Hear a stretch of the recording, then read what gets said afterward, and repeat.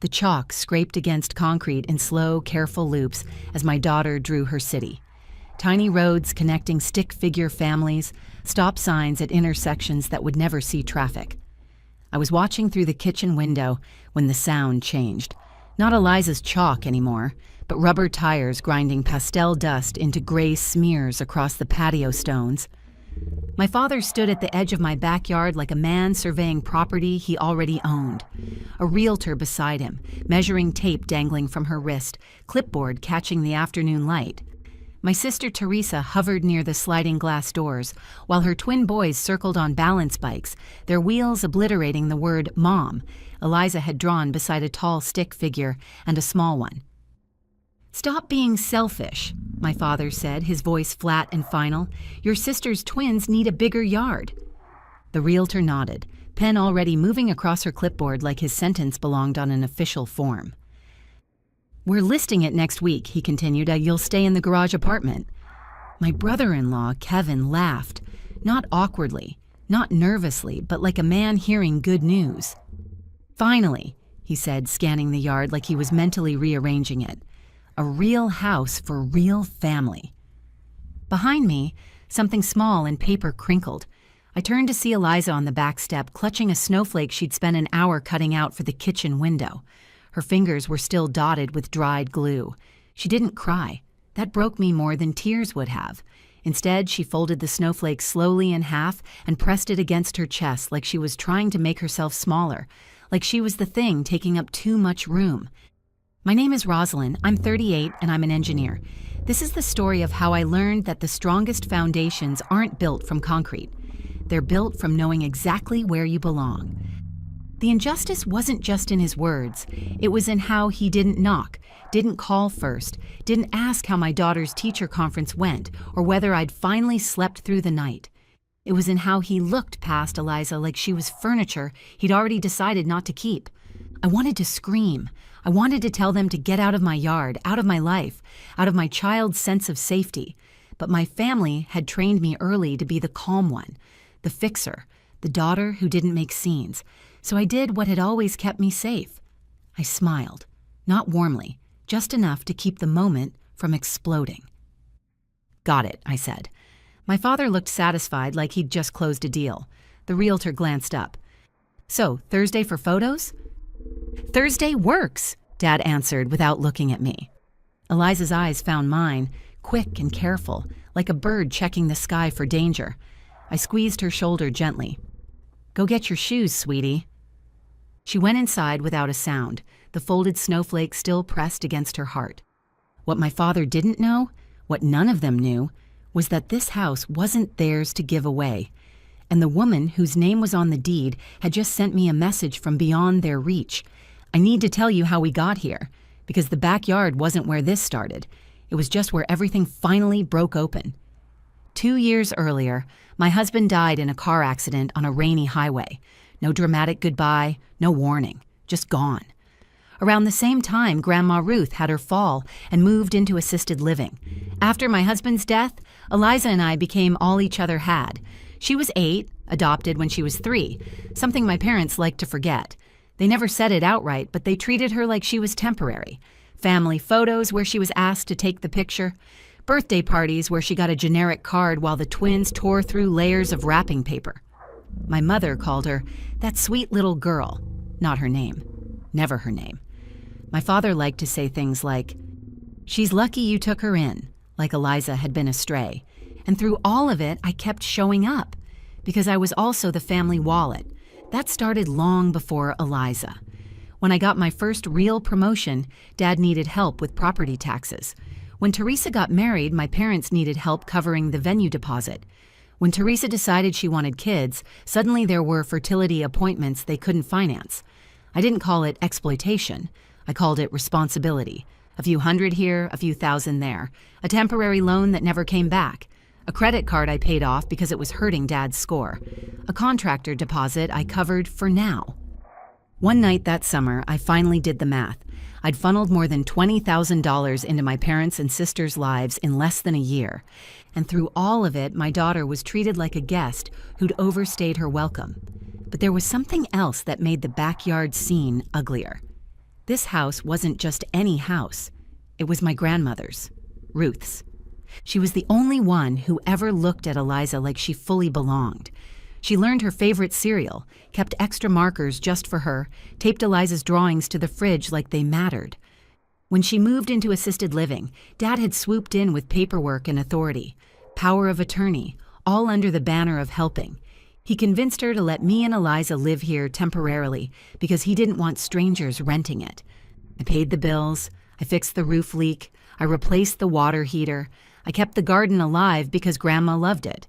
Dad still called it the family house, which really meant their house. That afternoon, Teresa's twins rode straight through Eliza's chalk drawings. One glanced back and said, "Oops," like it was funny. Kevin shrugged. "We'll redo all this anyway." Eliza's drawing was a tiny city, roads, stop signs, stick figures holding hands. She'd drawn one tall figure and one small one and labeled them me and Mom. The bike tire smeared the word Mom into a gray streak. Eliza didn't say a word. She just picked up her snowflake and set it on the kitchen counter like she didn't know where to put herself. I should have known then that if I didn't stop this, I'd spend the rest of my life watching my child learn that love was conditional and space was something you had to earn. That night after they left, I did exactly what I said I would. I started packing. I pulled boxes out of the garage apartment, the one Dad was so eager to assign me like a punishment. I filled one with Eliza's books, one with kitchen items, one with her framed school photo. Eliza sat on the rug with her stuffed rabbit, watching me tape boxes shut. Finally, very softly, she asked, "Did I do something wrong?" That sentence felt like someone pressing a thumb into a bruise. "No," I told her, "you didn't." "Are we getting kicked out?" I didn't lie. "We're not staying where we're not wanted." She nodded like she understood more than an 8-year-old should. Then she went to her room and started packing a backpack. She already knew how to leave. Around 10:40 p.m., my phone buzzed. Unknown number, one text. "Don't leave, check the basement. Grandma." Later, I'd learned that one of the nurses had helped Grandma send it. She'd insisted, and when Ruth insisted, people listened. My heart started pounding too loud for the quiet house. Grandma didn't text. She hated phones, said buttons were too small, and messages felt like whispering through walls. If she needed me, she called. This felt urgent. This felt hidden. For 30 seconds, I just stared at my phone, the screen going dark, then lighting up again like it was breathing with me. I set it face down on the counter and listened. The house was too quiet, the kind of quiet that makes every sound inside your head feel louder. Down the hall, I could hear Eliza's dresser drawer opening and closing softly. She was packing without being told what to take. That realization made my stomach twist. I grabbed the flashlight from the kitchen drawer and headed for the basement door. It stuck like it always did, the old wood creaking as I pulled it open. Each step complained under my weight as I descended. The basement smelled like concrete and dust and old paint, a place meant to store things, not secrets. The freezer hummed in the corner. It wasn't even in use. Dad insisted it stay plugged in, said it was good to have options. I'd always thought that was strange, but not strange enough to question. Now my gaze locked on it like it was alive. I moved toward the back wall and froze. The paint behind the freezer was a slightly different shade. Not obvious, not unless you were looking for it. My heart started racing. I crouched, ran my hand along the baseboard, and felt it. An uneven seam, a panel. My fingers slipped into the gap and pulled. It came away easily, too easily. Behind it was a narrow cavity between the studs. My breath caught as I reached inside and touched cold metal, a lockbox and a thick envelope wrapped in plastic. The envelope had my name written across the front in careful cursive. Rosalind. Not to the family, not for my son. Just me. I carried everything upstairs like it might break and set it on the kitchen table. I needed a moment to breathe, to remind myself this was real. Then I broke the seal. The letter was on top. Grandma Ruth didn't waste words. "Rosalind, if you're reading this, your father has tried to take the house from you. I'm sorry, I told him no. He didn't listen." My chest tightened. "This home is not a prize for whoever yells the loudest. It's yours. You kept it alive. You kept me alive. You kept that little girl alive when no one else bothered to learn her heart." Tears blurred the page. but I kept reading. I changed the trust. I recorded it. Your father is no longer the trustee. You are. He will try to rush you. He will try to scare you. Don't let him. Call the attorney inside. And Rosalind, and check the lockbox. You deserve to know what he's been doing with my money. Love, Grandma Ruth. I read it twice, then a third time. My hands shook as I opened the folder beneath the letter. Documents slid out. Legal, official, stamped. A trust amendment naming me as trustee. A recorded deed transfer already filed, already official. My father had stood in my backyard with a realtor while having no legal right to sell the house. But the lockbox was worse. I opened it with the small key taped inside the envelope. Inside were bank statements and handwritten notes. Withdrawals that didn't match Grandma's care costs. Checks made out to cash. Transfers to my father. Transfers to Teresa. Beside one entry Grandma had written in the margin. Asked him what this was for. He lied. My mouth went dry. This wasn't just greed. This was unauthorized withdrawals. This was taking advantage of an elderly woman while she sat in assisted living, trusting her son to protect her. Suddenly, everything clicked. The urgency, the backyard ambush, the way Dad had already planned my displacement. They weren't just entitled, they were desperate. They needed the house sale to cover what they'd taken. I went down the hall and checked on Eliza. She was asleep on top of her blanket, her backpack still open beside her bed, like she'd fallen asleep mid-escape. Her stuffed rabbit was tucked under her chin. Something settled in my chest. Not rage, clarity. I wasn't going to argue. I wasn't going to beg. I was going to draw one clean boundary that didn't need permission. The next morning at 8:12 a.m., I made coffee and called the attorney Grandma listed. He answered on the second ring. Your grandmother told me this call might come, he said. After I confirmed my name, I told him about the realtor. His voice went flat. He has no authority, you do. We'll send notice today. Then I called the bank. I stopped automatic transfers, removed linked accounts, changed passwords. One by one, confirmation emails rolled in. I didn't feel triumphant. I felt lighter. The bank flagged the withdrawals for review. 3 weeks later, the bank confirmed what we already knew. Unauthorized withdrawals totaling over $40,000. They filed a report with Adult Protective Services, but Dad was never prosecuted. The evidence was clear, but Grandma refused to press charges, saying she just wanted it to stop. Eliza padded into the kitchen and froze when she saw the boxes. I knelt in front of her. We're not moving today. Her eyes widened. So my room is still my room. Yes. She smiled carefully, like the smile might disappear if she made it too big. The fallout started fast. Calls, voicemails, a text from Dad. Why aren't the transfers going through? I replied once. I'm not funding a family that treats my child like she doesn't matter. Later that same day at 2:15 p.m., they showed up. No warning. Dad marched up the steps, Teresa and Kevin following. You came to your senses, Dad said, seeing the boxes. You can't list this house, I said calmly. Watch me. I held up the folder. Grandma changed the trust. I'm the trustee. The house isn't for sale. Their faces shifted through disbelief, confusion, then something uglier. Dad's jaw tightened. She wouldn't do that. She did.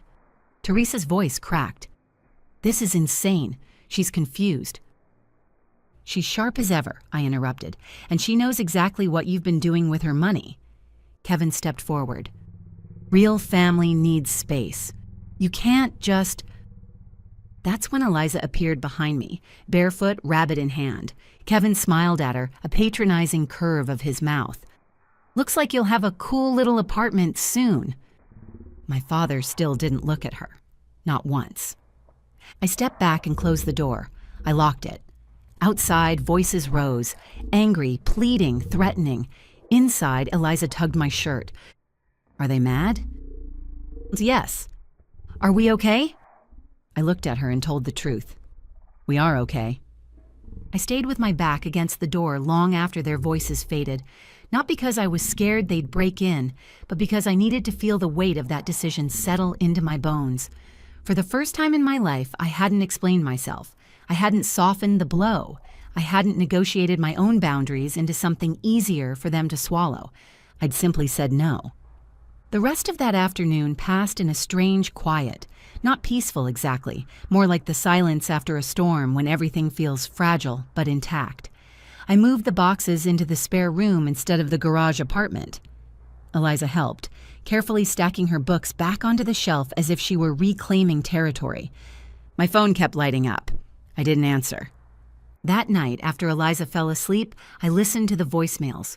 My mother cried in the first one, said she didn't understand how things had gone so far, said families shouldn't treat each other like strangers.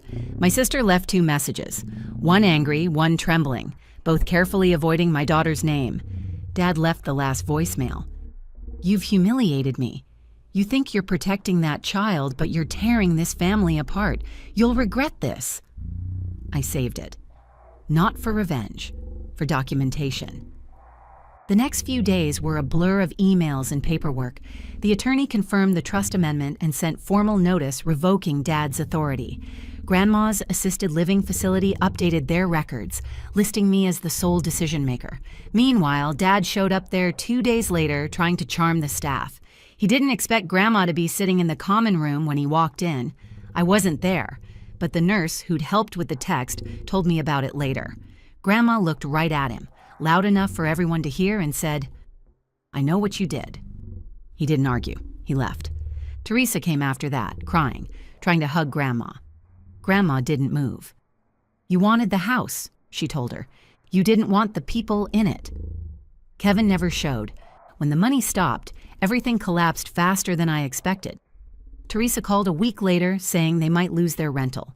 She didn't apologize to Eliza. She just said, "You have to help." "I don't," I said. She accused me of letting her kids suffer. "I'm not your backup bank," I replied and hung up. They moved in with my parents 2 months later. I heard through a mutual acquaintance. The rental they'd wanted my house to fund apparently wasn't as essential as they'd claimed. Dad tried showing up at my job. He'd always known where I worked. He used to brag about his engineer daughter to his friends. Security walked him out. That was the last time I saw him in person. He never apologized, never acknowledged what he'd done. He simply stopped existing in my life, which was exactly what I needed. Something shifted in Eliza over the next few weeks, subtle at first. She stopped flinching when my phone buzzed. She taped her drawings back on the fridge without asking. One afternoon, she asked if she could repaint the birdhouse in the backyard. We painted it together, purple roof, yellow sides, a crooked heart on the front. "This one stays," she said, pressing dirt around the base of a newly planted maple tree that spring. "Yes," I told her, "it stays." 7 months later, by Christmas, there were no invitations, no apologies, just silence. And the silence was a gift. We decorated our own tree. Grandma came over, steady on her walker, smiling more than I'd seen in years. On Christmas morning, Eliza opened a sketchbook and markers like they were treasure. She drew our house, our yard, the maple tree. 3 stick figures holding hands. Me, Mom, Grandma, Ruth. She taped it to the fridge herself. No asking, no fear. That was the closure. Not winning, not revenge. Just my child standing in her own home, knowing she didn't have to earn her place or pack a bag in the middle of the night ever again. The hardest part wasn't cutting them off. It was accepting that I'd spent years trying to earn something they were never going to give. Respect, consideration, the simple acknowledgement that my daughter and I mattered. I'd been funding their lives while they planned my displacement. I'd been apologizing for taking up space in a house that was legally mine. But here's what I learned. Boundaries aren't cruel. They're clarity. And sometimes the most loving thing you can do for yourself and your child is to stop showing up to places where you're treated like you don't belong. If you're reading this and you recognize that feeling, that constant negotiation of your own worth, that exhausting performance of gratitude for scraps of basic decency, I want you to know something. You're not selfish for protecting your peace. You're not heartless for refusing to fund people who treat you like an ATM with a pulse. And if you have a child watching you navigate this, they're learning something crucial. They're learning that love doesn't look like accepting cruelty to keep the peace. They're learning that home isn't where you're tolerated. It's where you're chosen. That chalk drawing Eliza made is still faint on the patio stones, protected by the overhang. Sometimes I catch her standing there, just looking at it. Last week, she added something new, a small purple birdhouse carefully outlined in blue chalk. "That's ours," she said, not asking, just stating. "Yes," I told her, "that's ours." Before you go, here's a quick bonus for sticking around. If you love learning and growing like I do, you need to try audiobooks. I've got an exclusive deal with Audible. Your first month is completely free. That's access to over 500,000 titles. Zero cost to you. All the details are waiting in the description. Don't miss this one.